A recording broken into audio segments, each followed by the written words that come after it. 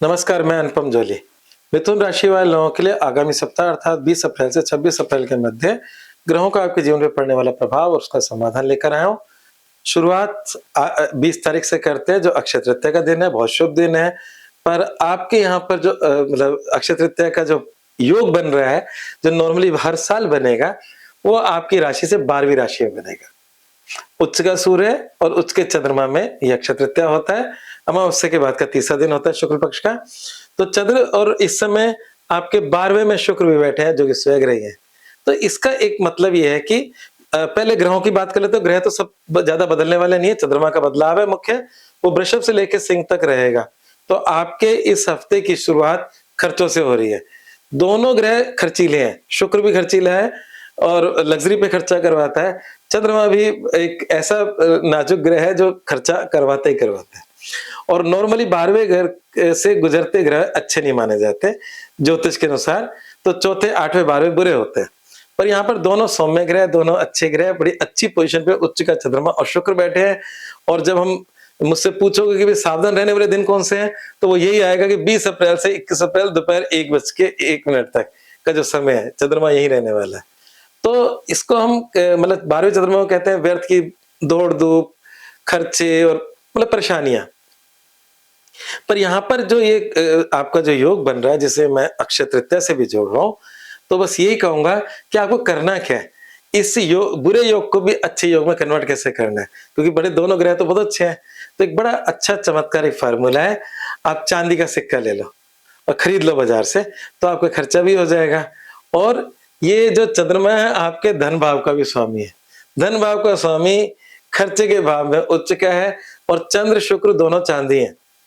तो इस समय चांदी का पे कुछ थोड़ा सा निवेश कर दो, चांदी का कुछ सामान खरीद लो, उसे अपनी तिजोरी में रख लो। आपके लिए ये योग भी बहुत शुभ लाभकारी हो जाएगा। 6 सप्ताह तो अच्छा ही है, क्योंकि उसके बाद तो चंद्रमा आपकी अपनी राशि से गुजरेंगे, जो कि बहुत ही अच्छी बात है। स्वयं राशि से गुजरना चंद्रमा मन को ताकत देता है, शक्ति देता है, मतलब अपने जीवन के प्लानिंग्स देता है। और जो कुछ भी है मतलब आपकी राशि से गुजरता चंद्रमा सदैव सुख ही देता है। उसके बाद चंद्रमा स्वग्रही होगा आपके धन और परिवार भाव में।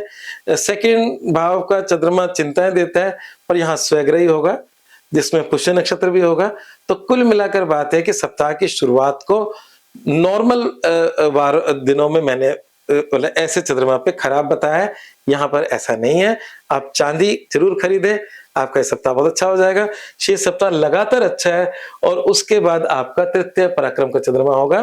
तो पूरा हफ्ता आपका अच्छा जाने वाला है। तो पहले तो इसकी आप लोगों को बधाई कि कोई ऐसा तनाव जैसी चीजें नहीं दिख रही। हाँ, इसमें हम अगर जीवन के एरियाज को चेक करें, स्वास्थ्य को बात करें, तो स्वास्थ्य संबंधी चिंताएं हैं। वो कैसे है, आपका जो राशि स्वामी बुध है वो नीच के चल रहे हैं, और गुरु की राशि में वो नीच के रहते हैं मीन राशि के अंदर। और मीन राशि का स्वामी गुरु आपकी राशि में, मतलब ये एक एक्सचेंज बन रहा है। एक्सचेंज बताता है कि जो बृहस्पति आपकी राशि से गुजर रहे हैं, तो वो चिंताएं दे रही है स्वास्थ्य की, और जो बुध नीच के हैं वो उसको बिल्कुल मोहर लगा रहे हैं। तो इस समय स्वास्थ्य संबंधित चिंताएं रह सकती है। खासकर थोड़ा सा ध्यान रखें, घुटनों में चोट लग सकती है। मंगल, शनि और नीच का बुध तीनों आपके जहां बैठे हैं, और आपकी राशि स्वामी जहां नीच का हो रहा है, वो आपके घुटनों का स्थान है। तो इस समय संभल कर चलें, घुटनों पे कोई चोट लग सकती है। ये मतलब कॉम्बिनेशन ऐसा ही बन रहा है। ठीक है, तो स्वास्थ्य का थोड़ा सा ध्यान रखें। उपाय करें, उपाय लास्ट में लेंगे, इसी का उपाय लेंगे इस बार, क्योंकि बुध को हमें अच्छा करना है, राशि स्वामी को ठीक करना है। बात करते हैं करियर, व्यवसाय और नौकरी। आप लोग लकी हैं। करियर, व्यवसाय, नौकरी का जहां तक सवाल है, तीनों शब्द बहुत मैच कर रहे हैं। समय आपके पक्ष का चल रहा है। बुध नीच का है, पर नीचभंग राजयोग बना रहा है, और साथ में शनि और मंगल की स्थिति है। मंगल थोड़ी सी हर्डस या परेशानियां दे सकता है, इसमें इनकार नहीं करूंगा। पर करियर में कुछ चैलेंजेस के साथ आपके जो ग्रह हैं बुरे घरों से नहीं गुजर रहे। आपके सारे ग्रह 9, 10 और 11 से गुजर रहे हैं। 9, 10, 11, 12 से, 12 की चर्चा हो चुकी है। 9, 10, 11 से गुजर रहे हैं, और सूर्य उच्च का है जो इनकम हाउस में है। ये सूर्य करीब 14 अप्रैल के आसपास आया होगा, और ये 14-15 मई तक रहेगा। तो आपकी इनकम के अंदर अच्छी वृद्धि दे रहा है। शनि यहाँ पर सम राशि के अंदर आपके करियर में कुछ स्टेबिलिटी दे रहा है, क्योंकि शनि लंबे समय से यहाँ बैठा है, अभी यहाँ रहेंगे तो कहीं न कहीं आपके करियर में स्टेबिलिटी दे रहा है। नीच का बुध छोटी-मोटी टेम्परेरी प्रॉब्लम्स दे रहा है, परंतु उच्च का सूर्य आपके इनकम में सारे चिंताओं का नाश कर रहा है। तो इसलिए करियर से संबंधित परेशानियाँ आएँगी, परंतु समाधान निकल जाएँगे।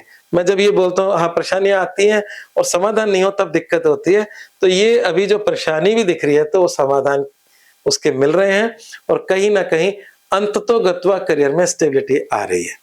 ठीक है? और अगर हम प्रेम संबंधों की बात करें और वैवाहिक सुख की बात करें, तो वैवाहिक सुख के अंदर बृहस्पति जो यहाँ मिथुन राशि आपकी राशि से गुजर रहे हैं, ये आपके वैवाहिक जीवन को ब्लेस कर रहे हैं और बहुत अच्छे से ब्लेस कर रहे हैं।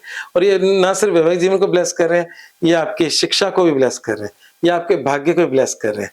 और बृहस्पति 2 जून तक यहाँ रहेंगे, ये आपके भाग्य, शिक्षा और वैवाहिक जीवन तीनों को ब्लेस कर रहे हैं।